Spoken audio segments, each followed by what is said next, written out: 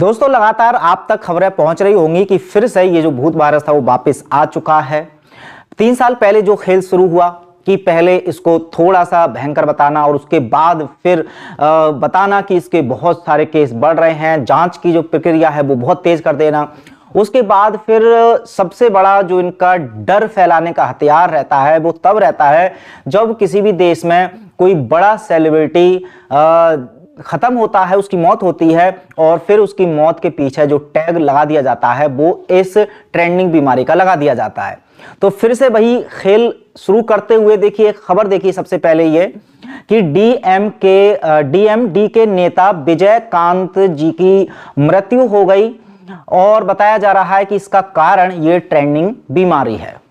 बताया जा रहा है कि हॉस्पिटल में एडमिट थे, इनको खांसी और सांस लेने में कुछ तकलीफ हुई थी, इसलिए काफी टाइम से मतलब कुछ दिनों से डॉक्टरों की निगरानी में थे और उसके बाद फिलहाल वो उनका निधन हो गया, अब वो इस दुनिया में नहीं रहे। तो ऐसे इतने बड़े सेलिब्रिटी, इतने बड़े नेता के बारे में सुन करके, उनकी मौत के बारे में सुन करके हर किसी के मन में डर बैठना ये नॉर्मल सी बात है। अब देखिए एक और खबर देखिए कि सर्दी के संग आ गई फिर से ट्रेंडिंग बीमारी और वो ढा रहा है अब सितम। 5 लोगों की मौतें हो गई हैं, 529 नए केस आ चुके हैं। और ये जो खबरें हैं ये किसी एक प्रदेश की, एक जिले की नहीं, आप दिल्ली की खबर ये देखिए, गुड़गांव की भी ये खबर देखिए, उसके अलावा हर एक प्रदेश से, चाहे वो केरल हो, उत्तराखंड हो, गुजरात हो, हर जगह धीरे धीरे ये अब खबरें आनी शुरू हो गई हैं कि वहां पर एक्टिव केस इतने निकले आए। और सबसे बड़ी बात, अब एडवाइजरी की जा रही है कि इसकी जो जांच करने की जो प्रावधान है वो किया जाए, मतलब कि टेस्टिंग बढ़ाई जाए। और आपको पता है कि जब जब टेस्टिंग बढ़ाई जाएगी किसी भी बीमारी के बारे में तो जाहिर सी बात है उसकी संख्या बढ़ती है, तो फिर से वही चीजें रिपीट होने वाली हैं, वो सब आप पहले से ही जानते हैं। अब पिछली बार जो इनका सीक्वेंस रहा था कि पहले मुखौटा को लाना, फिर तालाबंदी करना और उसके बाद बूटी। हालांकि इस बार इसका उल्टा भी हो सकता है कि अब इनका फोकस तुरंत तालाबंदी पर तो नहीं आएगा, सबसे ज्यादा फोकस इनका रहेगा बूटी पर और उसके बाद मुखौटा पर, और उसके बाद अगर जरूरत हुई, उनको लगा कि इनके षड्यंत्र के तहत अगर तालाबंदी की इनको आवश्यकता रहेगी तो ये जरूर लगा सकते हैं। लेकिन हालांकि इस बार तालाबंदी लगने से पूरे जो जनता में वो आक्रोश आ सकता है, इसलिए ये प्लानिंग कुछ ना कुछ तो खैर थोड़ा चेंज करेंगे। तो इस बार तालाबंदी इनके लिए ऑप्शन सही नहीं है और ये करेंगे भी नहीं। सबसे बड़ी बात, इलेक्शन भी चूंकि आ रहे हैं 2024 में, तो उसको देखते हुए भी सरकार शायद वो सारी चीजें ना करे। लेकिन आपको जो बूटी लेने वाले लोग हैं, हो सकता है कि उनको वो लगवा लेंगे, तब भी उनके लिए आफत हो। जो नहीं लगवाएंगे उन सब के लिए बहुत ही ज्यादा खतरनाक नियम कानून अब सरकार अपनी तरफ से बनाएगी। अच्छा, इसी बीच मैंने एक अभिकन भारत जो हमारा चैनल है, जिस पर मैं अक्सर इसी तरह की सच्चाई भरी वीडियो देता रहता हूं, आपने अगर अभी तक सब्सक्राइब नहीं किया तो उसको भी कर लीजिए। वहां पर मैंने अभी वीडियो डाला कि अभी ब्रॉडकास्ट बिल 2023 आया है। अब ये इन सब ये जो ट्रेंडिंग बीमारी की खबरों से पहले ब्रॉडकास्ट बिल का आना, ये भी अपने आप में एक दूसरे से तार जुड़े हुए हैं। ब्रॉडकास्ट बिल क्या है थोड़ा सा मैं यहां पर बता देता हूं, पूरी वीडियो देखनी है तो उसका वीडियो का लिंक इस वीडियो के डिस्क्रिप्शन में डाल दूंगा।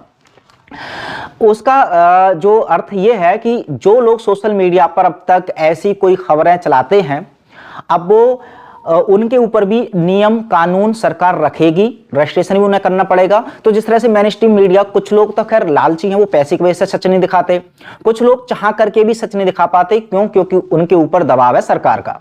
अभी तक सोशल मीडिया के जो पत्रकार थे या सोशल मीडिया के जर्नलिस्ट थे वो थोड़े फ्री रहते थे, वो सच्चाई बता सकते थे।